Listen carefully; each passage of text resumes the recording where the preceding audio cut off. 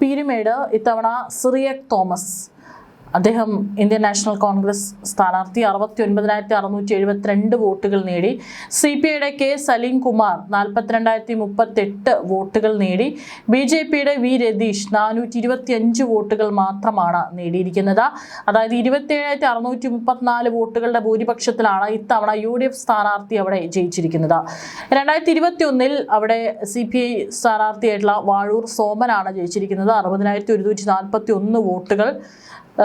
UDFന്റെ സിറിയക് തോമസിന് 58,306 വോട്ടുകൾ മാത്രമാണ് നേടാനായത്. BJPയുടെ ശ്രീനഗരി രാജൻ 7,126 വോട്ടുകളാണ് നേടിയിരിക്കുന്നത്.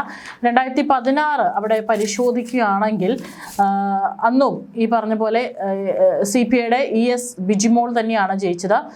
56,584 വോട്ടുകൾ. അന്ന് സിറിയക് തോമസ് UDF സ്ഥാനാർത്ഥി നേടിയത് 56,270 വോട്ടുകളാണ്. അത് വളരെ ചെറിയൊരു ഭൂരിപക്ഷത്തിനാണ് അന്ന് UDFന് അവിടെ വിജയിക്കാൻ കഴിയാതെ പോയത്.